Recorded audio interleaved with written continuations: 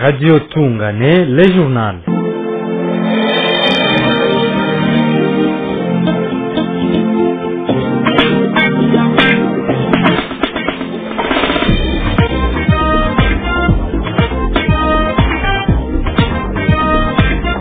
Bonsoir et merci d'observer nombreux à l'écoute des informations de ce soir, mardi 2 septembre 2025 à langue française. D'abord, les principaux titres.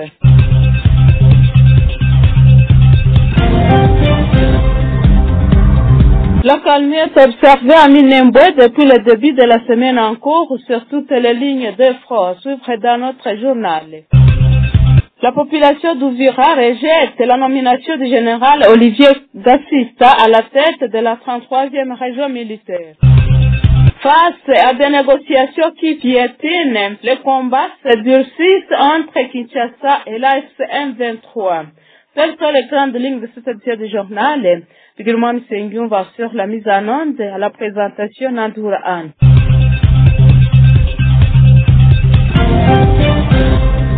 Bienvenue pour les détails. La calmie est observée sur toutes les lignes de front dans la semaine en cours dans toutes les parties des hauts plateaux de Minembwe. Les affrontements et attaques aériennes sont enregistrés depuis le début de la semaine dernière.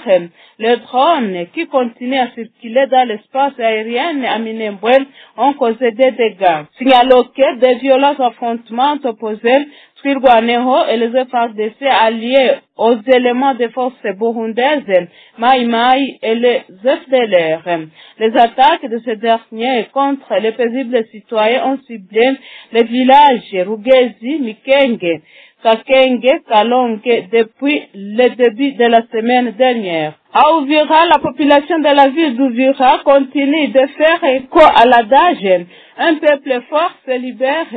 Depuis l'après-midi du 1er septembre 2025, un important soulèvement populaire s'est déclenché contre la nomination du général Olivier Gassita, récemment affecté à la tête de la 33e région militaire en charge des opérations et des renseignements dans la province du Sud-Kivu. Contacté Alphonse Moufariji, coordinateur national du mouvement citoyen de lutte contre les antivaleurs pour un Congo émergé, confirme la nouvelle selon laquelle le général Gassita ferait partie des officiers accusés d'avoir cédé certaines entités stratégiques aux mains des ennemis, notamment du mouvement M23. Cette décision de réaffection est jugée inacceptable par une large frange de la population qui remet en question l'intégrité de l'officier concerné. Les activités et la circulation sont paralysées ce mardi 2 septembre dans la ville d'Uvira, chef-lieu provisoire de la province du Sud-Kivu, où les résistants aux Zalendo et la population poursuivent leur contestation contre la nomination du général Gassita à la tête de la 33e région militaire. 3 femmes ont été lynchées samedi 30 août 2025 par la population en colère et Chiriri dans la commune de Bagira à Bukavu au Sud-Kivu. Les victimes étaient accusées de sorcellerie après le décès d'un homme dans cette partie de la ville de Bukavu. Cette information est confirmée par le bourgmestre de la commune de Bagira, Sumbu Socrate, ce dimanche 31 août dans une adresse à la presse. Les victimes ont été brûlées le long de la route nationale numéro 2. Par ailleurs, la nouvelle dynamique de la société civile appelle la population à éviter la justice populaire.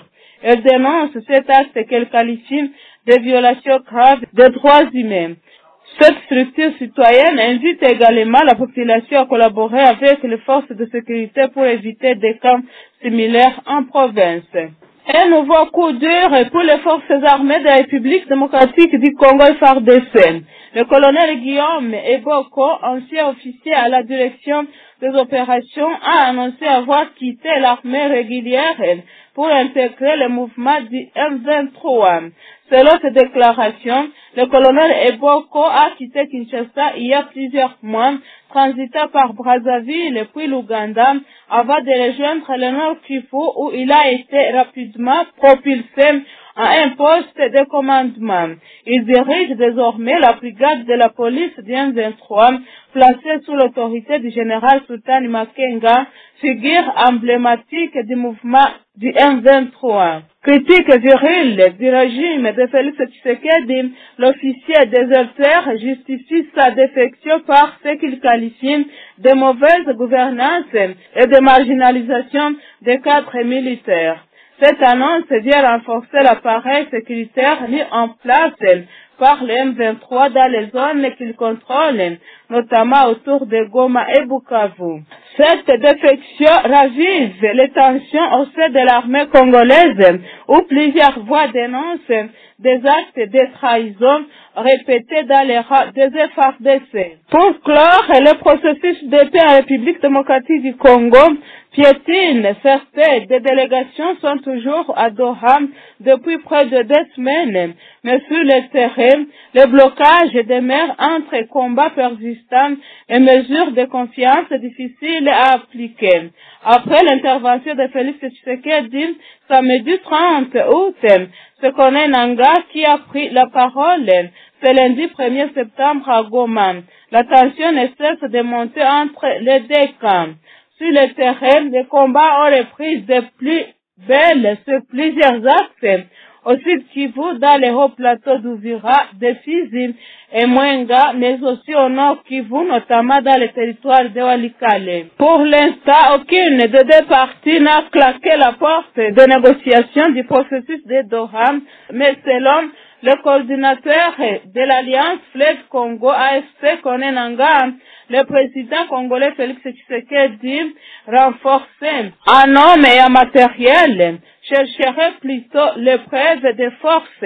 Il menace, tenez-le, pour dire il y aura une réponse appropriée jusqu'à la neutralisation de la menace à la source.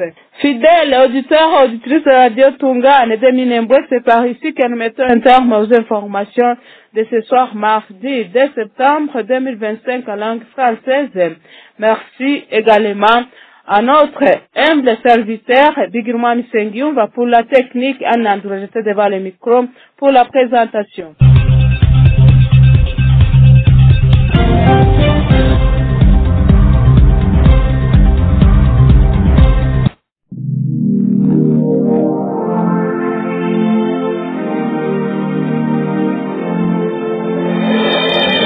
Radio Tungane, taarifa ya habari.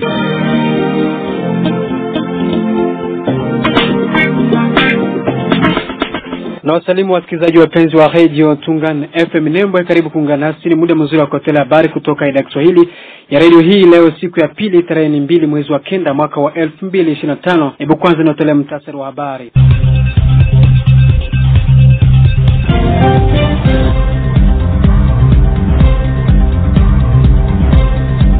Hali ya usalama inaonekana kuwa tulivu kwenye uwanja wa mapambano katika eneo hili la Minembwe.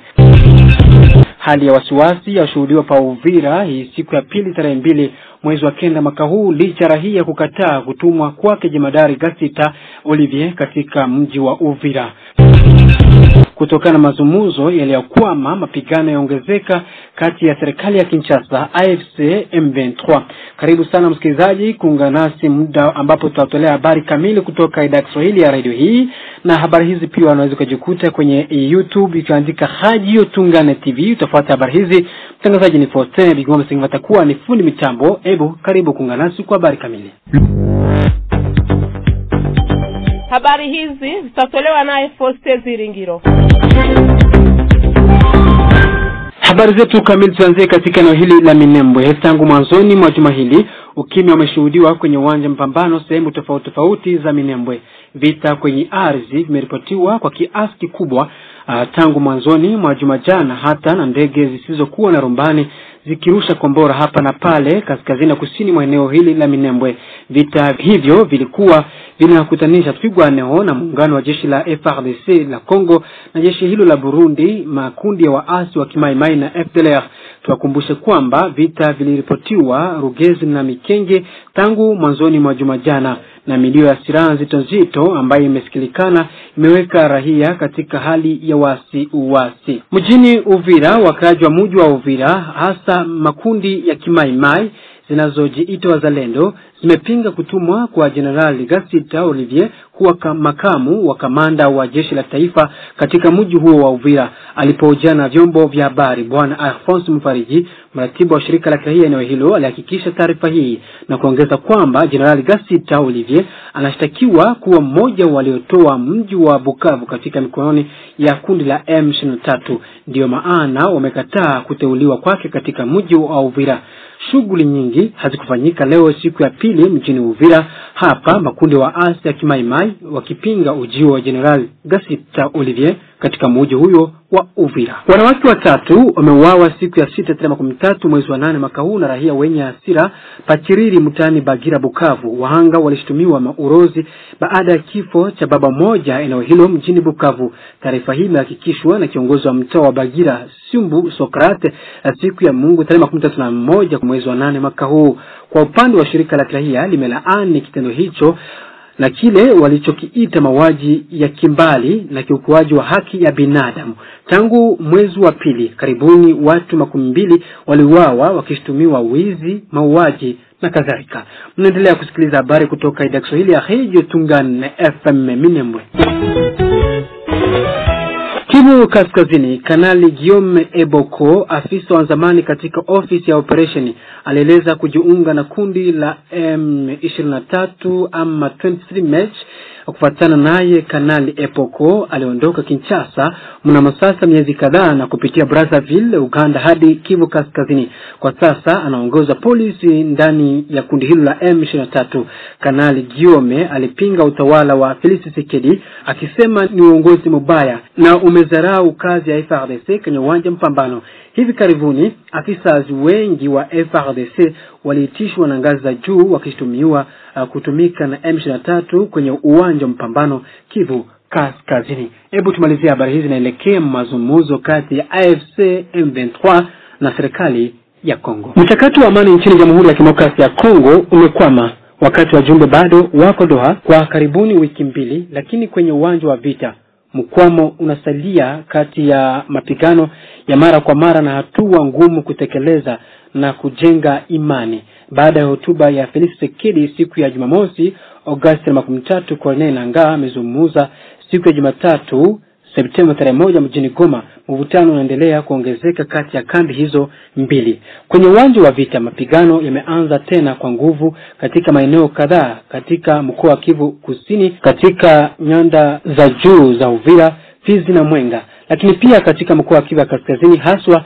katika eneo la Walikale. AFC M23 Twirwaneho inashutumu Kinshasa kwa kushambulia ngome zake. Kwa upande wake, jeshi la Jamhuri ya Kidemokrasia ya Kongo FARDC linashutumu vuguvugu la waasi kwa mfano kuchoma moto nyumba kadhaa mnamo Agosti 28 katika eneo la Ruberiki huko Masisi. Pia linashutumu kwa kamata na kuwaweka kizuizini kinyume cha sheria vijana kadhaa wakiwemo watoto wadogo ambao walitumiwa kwa ufuatiliaji wakati mwingine kama ngazo za binadamu. Pia huko Walikale katika mkoa wa Kivu Kaskazini. Kwa wakati huu hakuna upande ambao umesusia au kujiondoa katika mazungumzo ya mchakato wa Doha, lakini kulingana na mratibu wa muungano wa Mto Kongo AFC Corneille Nangaa, rais wa Kongo Felix Tshisekedi aliyeimarisha kwa wanajeshi na vifaa, badala yake wanatafuta kujionyesha kuwa ana nguvu.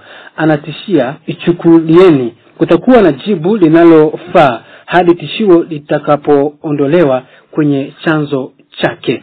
Siku mbili mapema Felix Tshisekedi pia alitoa matamshi yenye utata wakati akikaribisha mchakato wa Doha na Washington. Aliwakemea wa Kongo hawa wanaojiweka katika maripo ya majirani zao ambao tunapaswa kuwapiga hadi dakika ya mwisho, kabla ya kuongeza mazungumzo ndio, lakini na wale wanaotaka kujenga nchi na sio wale wanaotii amri za nchi jirani. Asante msikilizaji, hapa ndipo tunaweka nukta mwisho kwa habari zetu za leo katika lugha ya Kiswahili. Mtangazaji alikuwa Faustin, wakati Ligono Singi alikuwa ni fundi mitambo. Kwaherini.